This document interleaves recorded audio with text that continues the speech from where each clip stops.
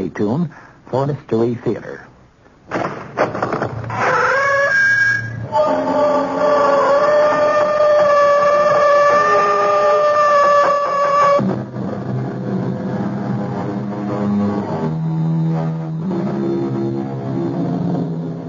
Come in. Welcome. I'm E.G. Marshall.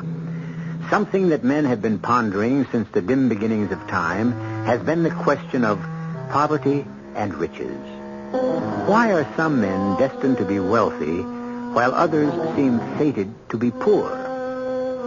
Since it is easier for a camel to go through the eye of a needle than it is for a rich man to enter the kingdom, we may safely assume that the poor shall find greater favor in heaven. However, to make up for it, obviously, the rich have things much better here on earth. Our mystery drama, The Paradise of the Devil, was written especially for the Mystery Theater by Sam Dan and stars Larry Haynes. It is sponsored in part by Anheuser-Busch Incorporated, Brewers of Budweiser, and Uncle Ben's Long Grain and Wild Rice. I'll be back shortly with Act One.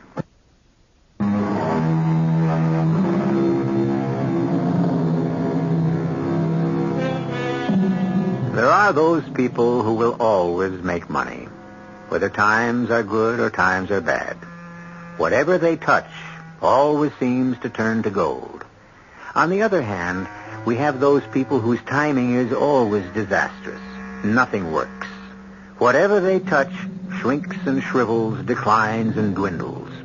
However, there are always exceptions, which is why we have stories. Let us begin ours in a warehouse. A large public warehouse where many types of merchandise are stored. Everything from food to textiles to appliances to building materials. We are in a remote corner of this huge cavernous compound, and we hear steps approaching. Who is it? Why, the night watchman, of course. His name is Bert Ledoux. He's a very pleasant man in his 60s. But we shall not get to know him well. He is about to be killed.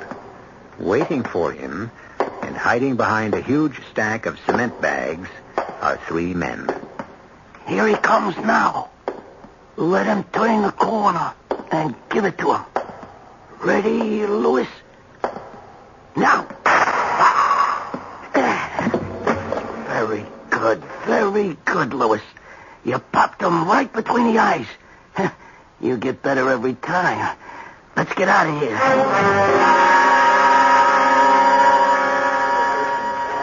Yes, miss? You don't remember me, Sergeant? Well, let's see. Should I? I suppose this tells me everything I need to know. Look, miss, can we help you? I'm Mr. Ledoux's daughter, Louise. Ledoux. You don't even remember his name, and it's only been a week. Oh, I remember. Bert Ledoux.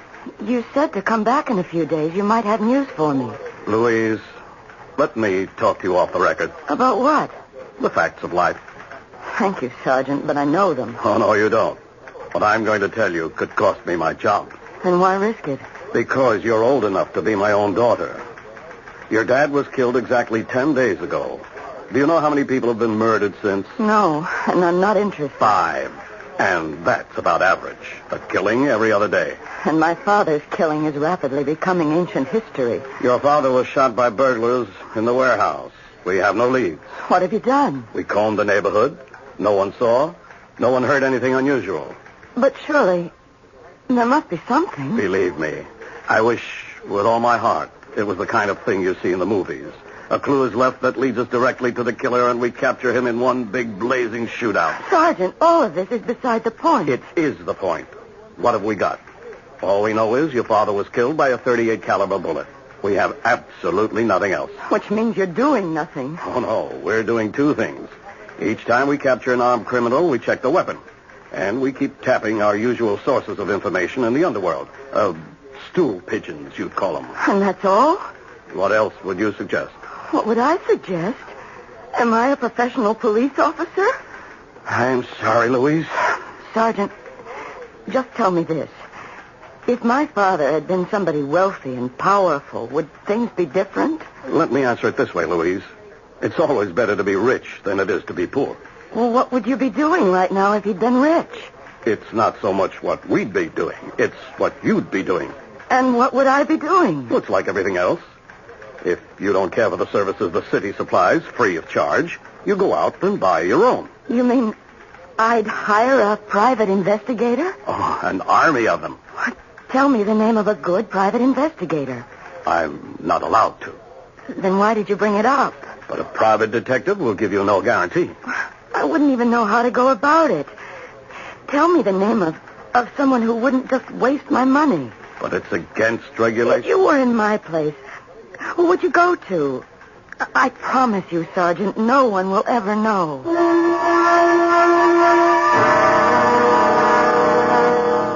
Well, if the police haven't been able to get me where, Miss Ledoux, what makes you think I can do any better? Well, because you think I'm smarter? I'm not. the police have the whole city to worry about. Well, I have other cases, too, Miss Ledoux. Oh, but at least you would... I would what? Take a personal interest in the case. Mm-hmm.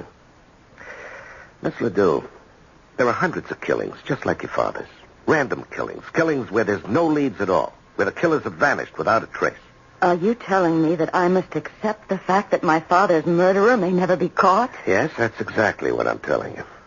If the killer is ever caught, it'll be because he was betrayed by a pal or a woman or arrested for another crime. We can't make those things happen. We have to wait for them. For how long? Well, sometimes forever. In other words, you won't accept the case. And then we have the question of money. Now, your father worked as a night watchman. He wasn't a rich man. And what do you do? I'm a secretary. Ah. Do you have any money? Oh, a few $100 in the bank. Well, I get $95 a day in expenses. How much of my time can you afford? How much do I need? Weeks, maybe months. How can I answer? Mr. Colby, are you familiar with the details of my father's murder? Well, I remember reading in the paper that a night watchman was killed, but that's all I know. Will you do something for me? Go down to the warehouse. Why? Do whatever you have to do to acquaint yourself with what happened. Why? Are you allowed to talk to the police? Of course. Well, find out everything there is to know. And after you do that, if you're convinced there's nothing more to be done, well, that's the way it'll have to be. But if you feel there's something there, anything at all, I'll raise the money to pay your fee. How? I said I would raise it.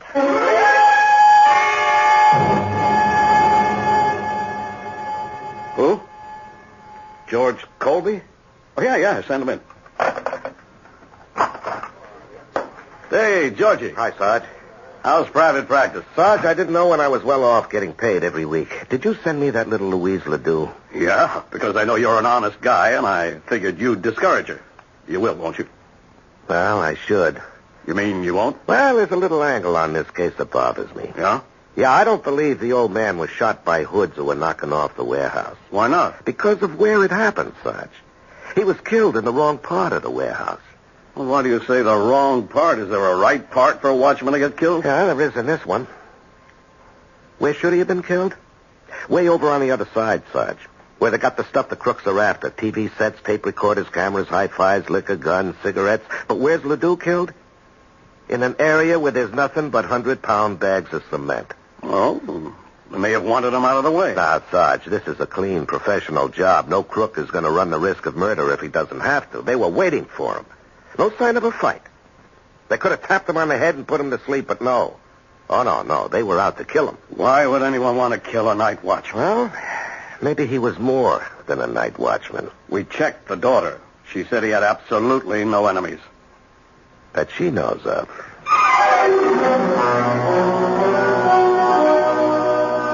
But why? Why would anyone deliberately kill my father?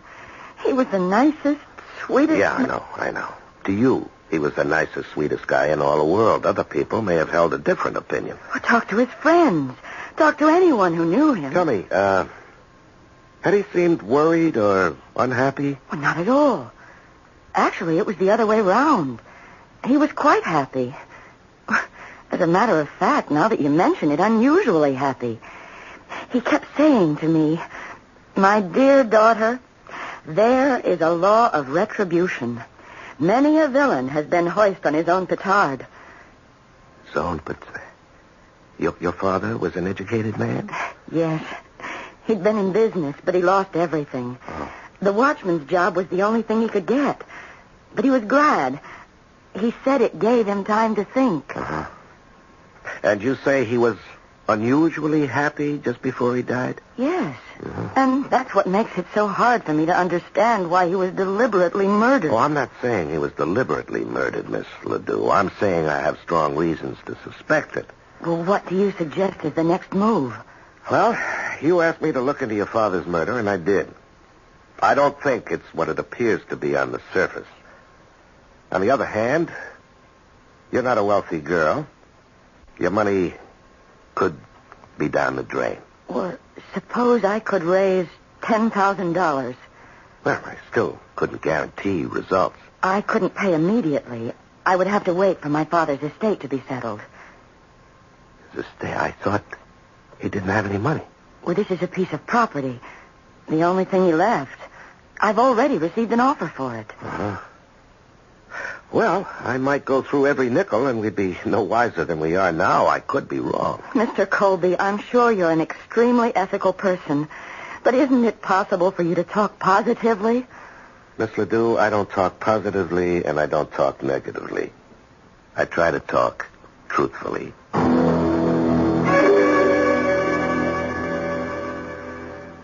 Miss Ledoux, please come in. Have a seat. Thank you, Mr. Hawkins. I read about your father's death. Please accept my deepest sympathy. You're very kind. Now, Miss Ledoux, how may I be of service? Well, you called on me some months ago. Oh, yes. I had the mistaken impression it was your father's address. The land title is in the name of L. Ledoux. That was my father's name, Liebert Ledoux. And yours is Louise, and each of you is listed in the phone book as L. Ledoux. Oh, I would have been willing to sell you the land, but of course it wasn't mine. I thought Dad would be happy to get rid of it, but... Yes, you would think so. $10,000 is a very generous offer. Does that offer still stand, Mr. Hawkins? Well, yes, of course. There are some legal matters to be cleared. The will has to be probated, but I would like to be sure. You see, I need that money. I know. There are so many expenses involved in these unfortunate matters. I'm willing to draw up an agreement to buy the land for $10,000 contingent upon your receiving title. Thank you, sir. And if you're pressed for cash, I'd be happy to advance it. Oh, thank you. You're extremely generous, but he said he could wait. He? Do you mean you owe someone $10,000? You're that deeply in debt? No, but I could be. I've hired a private detective to find my father's murderer. I can think of no better way to spend the money. I see. Well, I hope he's successful. I'm sure he will be.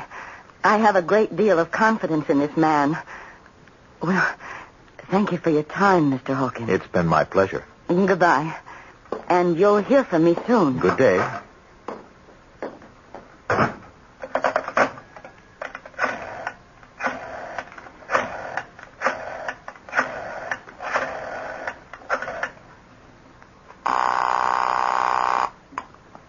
Hello? Richie, Yeah, it's Richie. you promised me a clean job on Bert Ledoux. And I give you one. No, you didn't. You must have left a few spots somewhere. You may have to clean it up again.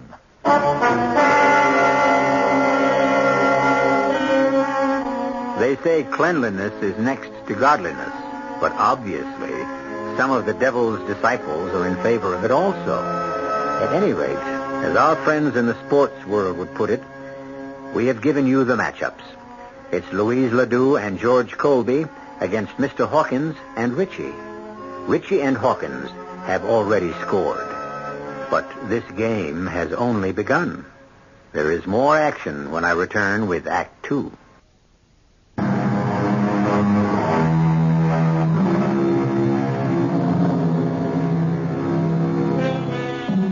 Why would anyone want to kill a night watchman? The obvious answer, to rob the building the man has been hired to watch. All too often, the usual answer is usually the correct answer. But Libert Ledoux, evidently, was not your usual night watchman. For one thing, he has a most unusual daughter. She is willing to spend her entire inheritance, if that's what it takes, to find her father's killer. But why do you have to look through all these papers? Miss Ledoux, if the police theory is correct and your father was killed by hoodlums who were out to rob the warehouse, then I have no business in this case. But if there was another motive, I have to look for it somewhere. Do you realize how much there is to go through? Why, there are cartons of old letters and documents and receipts and even poetry and short stories. He used to write those in his spare time. Is this all there is? Oh, do you realize it can take you a week to look through everything in this room? Probably. A week at $95 a day? Is this all there is? Yes. Is this all you're going to do? Just look through this junk? Well, where else can I look? I have to work with what I've got. But what are you looking for? I really don't know. Well, then how can look, Miss Ledoux, this is not an exact science. And if you think I'm wasting your money... I didn't say that. In addition, I want a list of all his friends. But he had hundreds of friends. Oh, nobody has hundreds of friends. Well, he knew a lot of people. Well, we'll begin with those who are closest. Who's his best friend? Well, I guess you'd have to say it was Sid. Sidney Grossman. Grossman. Where can I find him? You can't. Sid's dead. Well, then why did you mention his name? He was only killed 3 weeks ago. Killed? Why? How? Does it matter? All right, tell me about Sid Grossman. He and Dad had a club. They called it the Underachievers Association. Why? Well, because they were both college-educated men, and neither of them ever lived up to his potential. Mr. Grossman had a civil engineering degree. He was a geologist, but he could never hold a job. Why not? He thought the object of life was to have fun. So did my dad. Work interfered with pleasure. Pleasure was the opera, ball games, fishing. So both of them took jobs which made no demands on them and left them free. I see. And Mr. Grossman was killed, huh? How did it happen? Well, I suppose he was mugged. It was very late at night, but they caught the mugger. Oh, they did, huh? Maybe that's why Dad was talking about retribution. Now,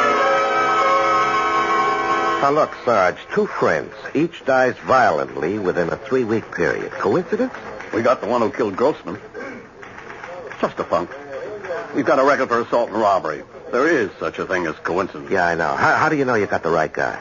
He took Grossman's watch, ring, and wallet. He brought him to a small-timer named Legs Barry. Legs tries to be a fence.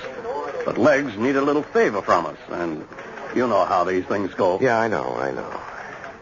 I also know these punks would frame their own mothers if they had to. Except Legs had the merchandise for us. Grossman's watch, wallet, and ring.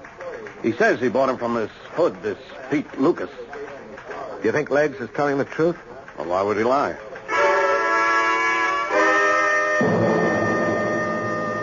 I'm being framed. Oh, sure. You're a fine, upright example of red-blooded American manhood, and the police are trying to railroad you. Look, you want to tell them corny jokes? Go into show business. I'm a bum. I never was nothing else.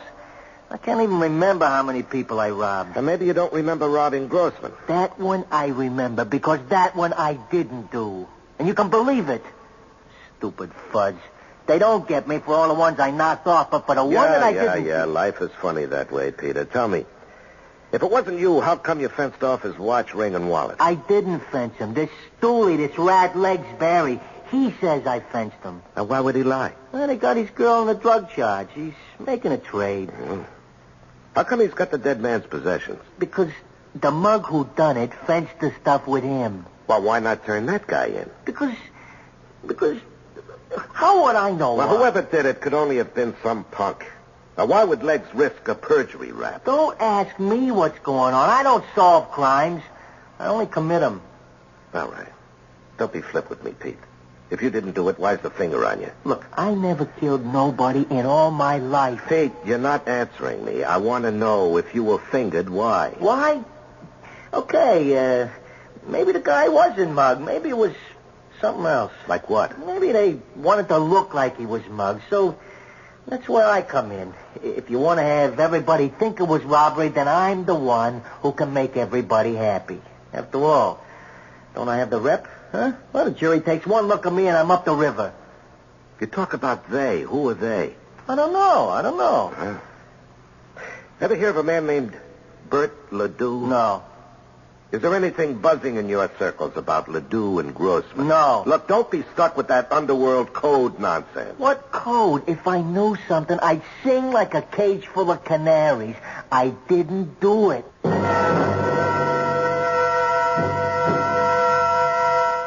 The last words I said to Sid, the last words I said to him in this world, you're crazy. Those 2 words, you're crazy. Yeah, well, I'm sorry, Mrs. Grossman. But it's true, he was crazy. Only a crazy person would go out 2:00 in the morning, and he had just come back. You're back from where, Mrs. Grossman? Do I know? Did I ever know? Him and that crazy Bert Ledoux, they were a pair. Yeah, where had he come back from, Mrs. Grossman? Only the week before. They came to me.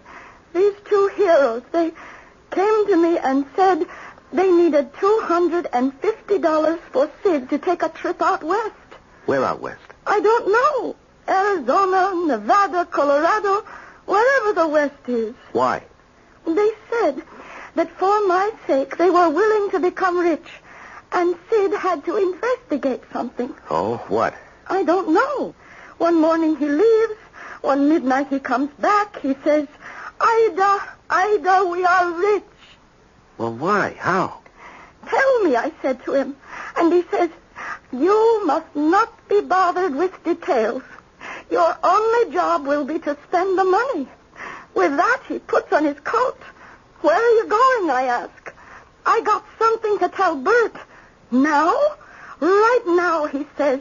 It cannot wait. You're crazy, I says to him. You're crazy, but he was out the door. Well, what was it he had to tell Bert? I don't know.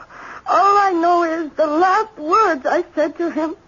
I said, you're crazy. Did he bring anything home with him from the trip?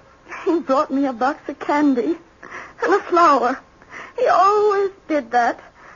But this time he was a little bit crazier than usual. In his suitcase, he had some rocks. What kind of rocks? Rocks. Some of them are just as big as an indoor baseball. Just plain, everyday, common, ordinary rocks. Could I see one? Sure. They're on the table. I keep them there next to his picture. Don't ask me why. Could I borrow one of these? Why? What could it mean to you? It's just a rock. Well, Doc, what's the verdict?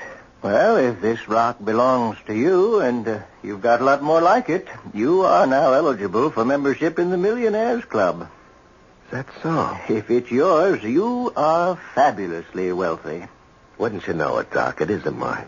Well, when you brought it down here to the office yesterday, I could tell just by looking that there was a vein of pitch blende running through it, this grayish-black area. Pitch blende? It's the most important source of uranium. Uranium? We've never encountered a higher grade of ore. And it's valuable? If there's enough of it, and from this sample, there has to be. It's about as good financially as striking oil. And in this case, perhaps better. Better? Where you have this kind of quality, you're also not too far from other minerals. Gold, silver, copper. I don't know where you found this, Georgie, but I wish I owned a piece of it. Yeah, so do I, Doc. Well, thanks. Send me the bill. Huh? Oh, if you're headed downtown, I'd appreciate a lift. I'm about ready to close, and I don't have my car. Sure.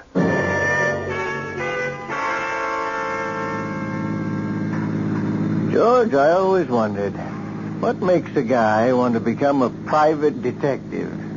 Oh. What makes a guy want to become a geologist? What are you looking at? You keep glancing into that rear view mirror. Yeah, somebody's coming up behind us. Well? I'm not sure, but I think I noticed that car before. He was parked just down the street from your office, Doc, and he's been following us ever since we left. Aren't you going a little too fast? This is a pretty steep hill. There's something about that car. Oh, that idiot. He wants to pass us. Look out. What's that nut trying to do? He's going to run us off the road. Hold on, Doc.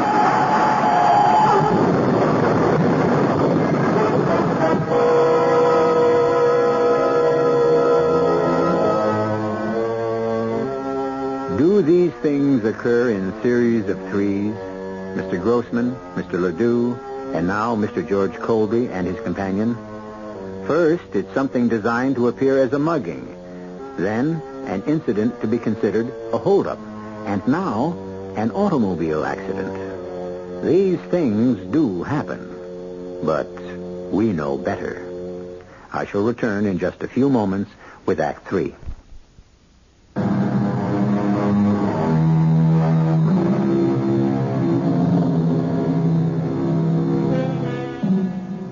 They were just two carefree elderly men.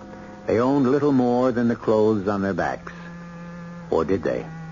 In less than a month, both were dead, seemingly victims of random violence. And as Private Investigator George Colby has learned, it is obviously dangerous to probe into their affairs. A mugging, a robbery, and now an auto accident. George! He's going to run us off the road. Hold tight.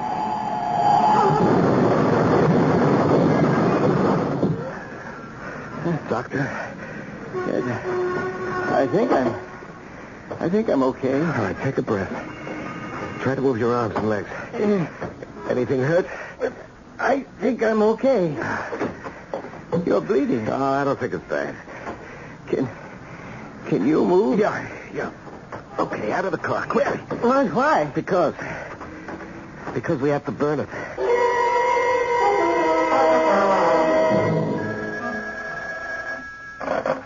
Hello? Mr. Hawkins, it's your buddy, Richie. I just seen an awful accident. A car went off the road and into the side of McGregor's Hill. You know that steep one? Are you sure of him? Well, I seen the car. It had blown up, burning all over the place. Well, that's good. He ain't gonna bother nobody. It's a clean job.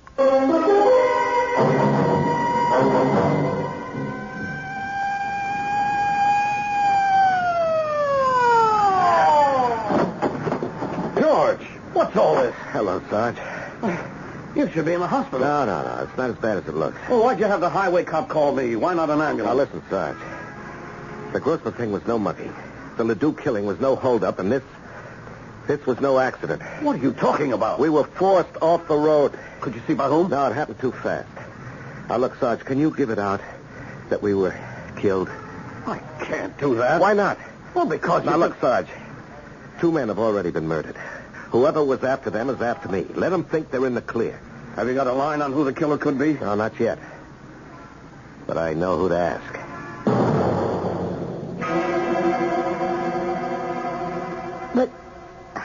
But you're supposed to be dead. Well, you can see for yourself. It was on the news. Private investigator killed in accident along with noted geologist. Uh-huh. And what did you think when you heard that news, Louise? What did I think? Mm-hmm. Well, I didn't know what to think. I thought about you, and I felt terrible. Did you stop to think that 3 people connected somehow with your father were now dead? Well, no. Well, you have a great deal to explain to me. Explain what? Well, number 1. Why didn't you tell me that Mr. Grossman was killed because he was on his way to see your father late that night? Because I didn't know that. Second, why didn't you tell me your father and Sid Grossman had planned for Mr. Grossman to take a trip? Because I didn't know that either. And why was I being set up? I don't understand what you're saying. Because you wanted me killed. I wanted you killed. You hired me to make it look good, and then when I started to come close... I don't know what you're talking about. But who else but you knew I was working on this case? Think about that. Only 2 people knew. Sergeant Weller and you. I vouch for Weller. Now let's talk about you. But how are you going to pay me for my work? I told you. I'm waiting for my father's will to be probated. You agree? Yeah, well, let's talk about your father's will. What does that have to do with Everything is tied to everything else. You said he owned property. That's all he owns. Would it be out west? Yes, but it's worthless. You sure of that? Of course I'm sure. How could you count on selling it to pay my fee? And where did you get the figure of $10,000? Because that's what I was offered for it. By whom? But somebody. You never smell a rat, do you? Will you please tell me what you're getting at? You say the property is worthless. Now, why should anybody be willing to buy it for $10,000? Oh, that's nothing. $10,000 is nothing? It's only $10 an acre.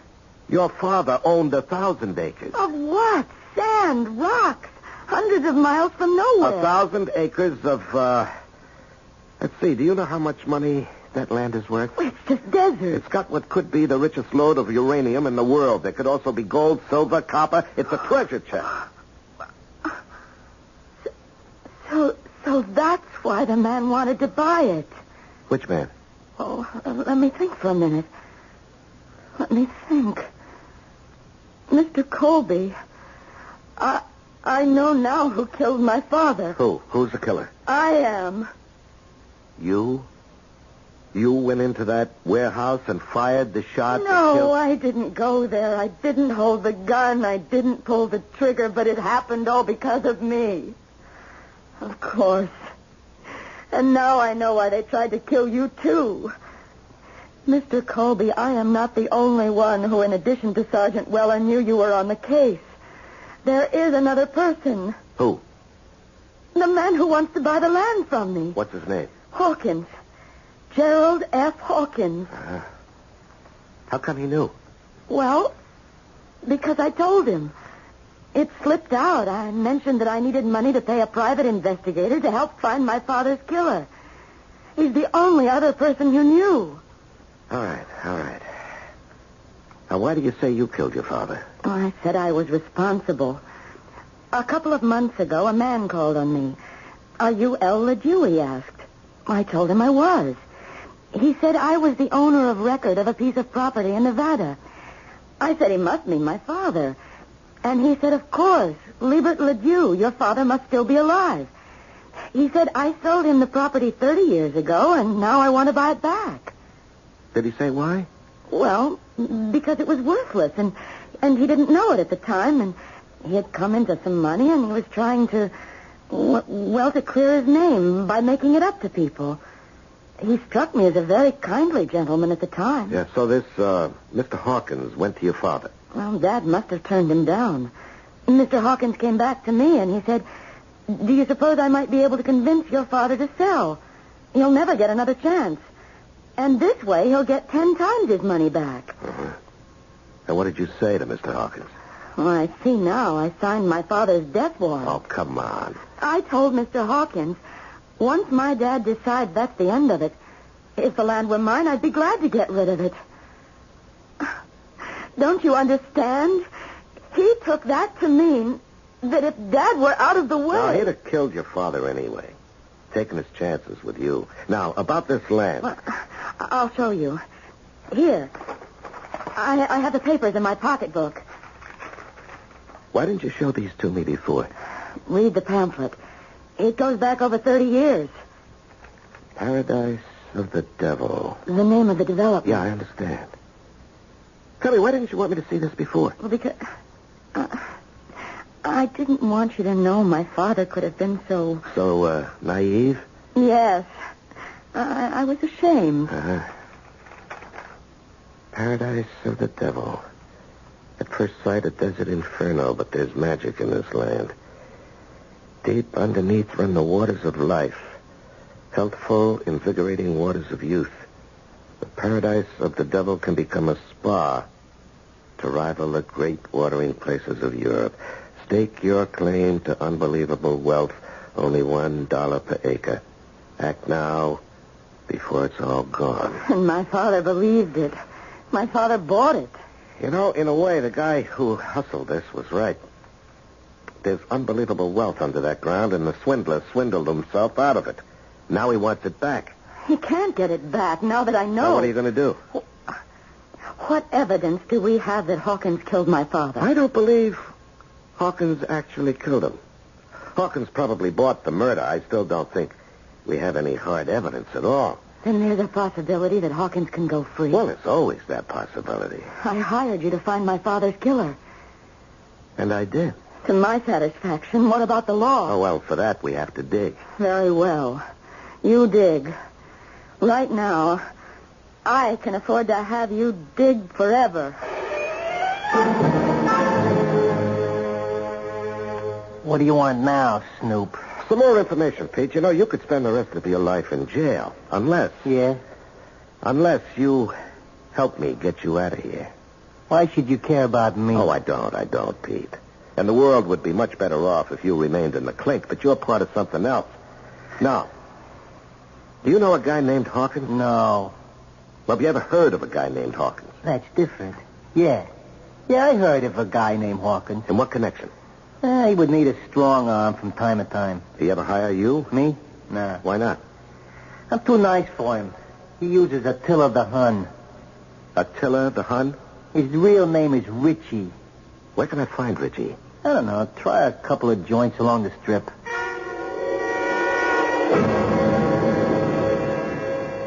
Ah, Miss Ledoux, come in. Sit down. Glorious day. Must be a sign that... God's in his heaven and all's well with the world. Yes, quite. Now, as I promised you, I had this agreement drawn up, and if you sign it, you will receive the $10,000 for the property as soon as your father's will has been probated. Read it over. You'll see it's in order. Yes, I'm sure it is. I would like a few minor changes. Well, certainly. First... Well, are there many? I may need a fresh sheet of paper. That would be wise. Yeah, go right ahead. I, Gerald F. Hawkins, admit complicity in the murder of Liebert Ledoux and Sidney Grossman. Miss Ledoux, what are you saying? I think you heard me. This was so I could swindle Mr. Ledoux's daughter out of some uranium-rich property. I really don't understand. I hope you see this gun I'm holding in my hand. Now, Miss Ledoux, don't be foolish. You can't prove anything. Right as I tell you, or I'll kill you. You'll go to prison. I'll have avenged my father's death. Don't turn around, sister. Drop the rod. Richie. Yeah, Richie. I come by for my pay, and I hear this little show going on. Come on, sister, drop it.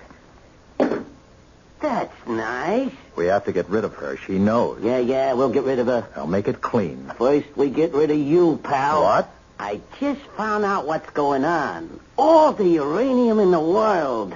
I understand it's like gold, oil, you know. Now it's mine. Yours? Why not? Do I have to be a bum all my life? I knock you off with her pistol. She did it because you're responsible for her old man's death. No, Richie. You are, ain't you? You hired me. I took care of both of them for you. Ledoux and Grossman. That's true, ain't it? Yes, but I paid you. I'll pay you more. Now I knock you off. Then I make her sign a bill of sale, turning the land over to me. I'll never Don't say that, sister. Once I start to convince you, you'll beg me to let you sign. Then, filled with remorse, as it says in the books, you turn the gun on yourself. Richie, you're crazy. Sure he's crazy. Hey, remember... You're dead. I told you he was crazy. You can see him alive. George, Mr. Colvin. Everybody stand still, especially you, Richie. Your guys got it all down on the tape recorder, Sarge? Yeah, we got it. But I don't understand how... It's all a mistake. It's a frame-up. Maybe it is, maybe it ain't. Let's wait for the jury to decide that. Sergeant, why did you take him in? You bet. Let's get moving. All right, boys, come on. Nice and cool. Oh, I did something stupid. I know it. What would you have done if I wasn't able to get a line on Richie? You know, you'd have been dead. But you did get a line on him. And I'm alive. You just don't think. I never did. And I won't start now. Besides, I don't have to think. Why should I? Why should you? Why should I when you can do all my thinking for me?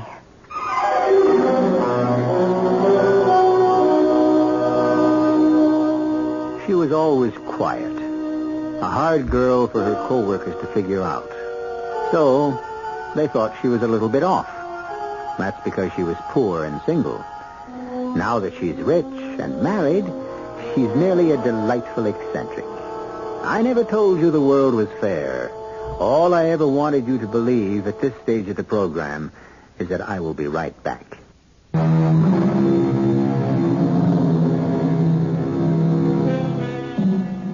It's true. If you cast your bread upon the waters, you will find it again increased, but it will still be bread. On the other hand, there are some people who cast bread and recover cake. Who is to say that good-natured, gullible, trusting Bert Ledoux, who was cheated by everyone, wouldn't have had the last laugh after all? Who can say he didn't make a really smart investment 30 years ago? And actually, it's not that he wasn't smart. He just didn't have enough luck. Our cast included Larry Haynes, Bob Caliban, Catherine Byers, Peter Collins, and Gil Mack. The entire production was under the direction of Hyman Brown. Radio Mystery Theater was sponsored in part by Buick Motor Division. This is E.G. Marshall inviting you to return to our Mystery Theater for another adventure in the macabre. Until next time, pleasant dreams.